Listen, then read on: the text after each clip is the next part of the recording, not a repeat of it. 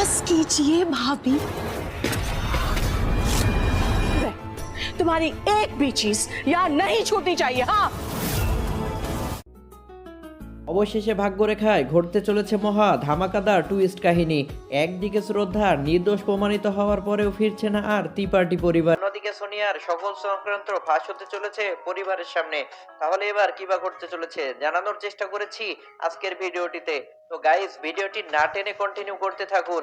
আর আপনি যদি ভাগ্যরেখা সিরিয়ালটি পছন্দ করে থাকেন তাহলে অবশ্যই চ্যানেলটি সাবস্ক্রাইব করে রাখুন।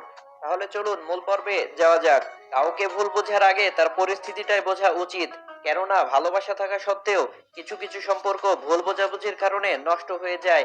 আজ যা হতে চলেছে অভয় ও শ্রদ্ধার মাঝে, এমনকি ত্রিপাঠী পরিবার পর্যন্ত ছেড়েছেন শ্রদ্ধা, বরং অভয় আর শ্রদ্ধাকে ফেরাতে সক্ষম হয়নি, বরং হয়েছেন ব্যর্থ।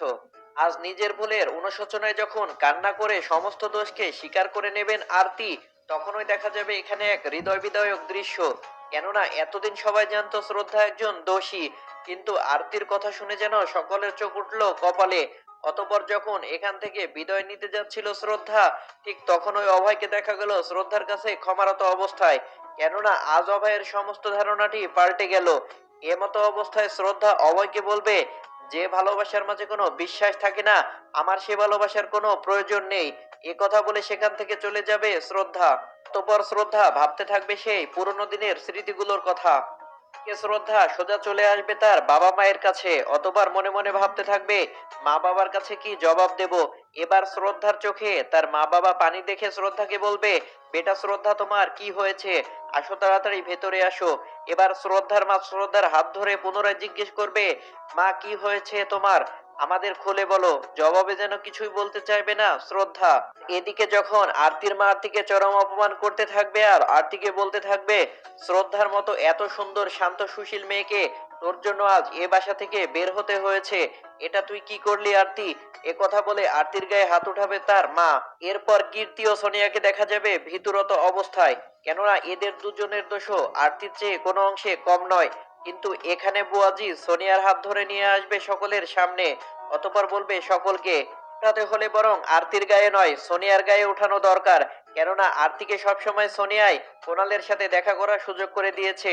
এবার এ কথা অস্বীকার করবে সোনিয়া, কিন্তু সোনিয়ার সকল কথা ফাঁস করবে আরতি।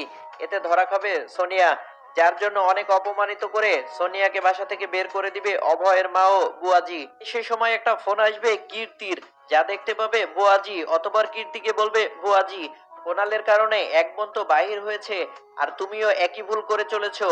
আমি সবাইকে এই কথাগুলো বলতে পারতাম, কিন্তু তোমার বাচ্চার দিকে তাকিয়ে কাউকেই বলিনি। তুমি সংযত হয়ে যাও, না হলে তোমার বিপদ আছে। এবার এ কথা বলে সেখান থেকে চলে যাবে বুয়াজি। আর এদিকে যখন একাকী অবস্থায় নীরবে অভয় ভাবতে থাকবে শ্রদ্ধার কথাগুলো, ঠিক তখনই সেখানে আসবে আরতি। অতবার ক্ষমা চাইবে অভয়ের কাছে। তখন নিজের রাগকে সংযত করতে না পেরে অভয় হাত উঠাবে আরতির ওপর, অতঃপর আরতি মেঝেতে পড়ে যাবে। আরতির হাত ধরে এবার উঠাবে অভয়, অতঃপর বলতে থাকবে, অভয়, আমি তোকে কি মাফ করব? আমি নিজেই তো মাফ পাবো কিনা আমি জানি না। আর বাবা ঠিকই বলে, আমি আসলে একজন অকর্মা আর নালায়েক ছেলে, যে আমাকে তার হাতে সারাদিন সাহায্য করেছে, আর আমি তাকে কিনা বের করে দিয়েছি এ বাসা থেকে। আমি এ ভুলের প্রায়শ্চিত্ত করব কিভাবে?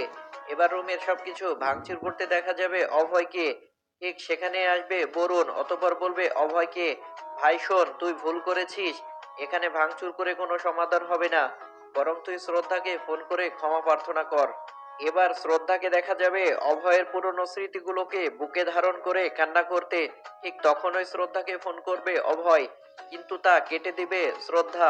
কেননা যে বুক ভরা কান্না নিয়ে শ্রদ্ধা চলে এসেছে ত্রিপাঠী পরিবার ছেড়ে, আর কি ফিরবে শ্রদ্ধা এ পরিবারে, নাকি আজীবন শ্রদ্ধা থেকে যাবে অভয়ের ওপর অভিমানী হয়ে? জানতে পারবেন এর পরবর্তী এপিসোডে। তো ভিউয়ার্স, পরবর্তী এপিসোডটি সবার আগে পেতে আমাদের ভিডিওটিতে একটি লাইক দিয়ে চ্যানেলটি সাবস্ক্রাইব করে রাখুন। ধন্যবাদ।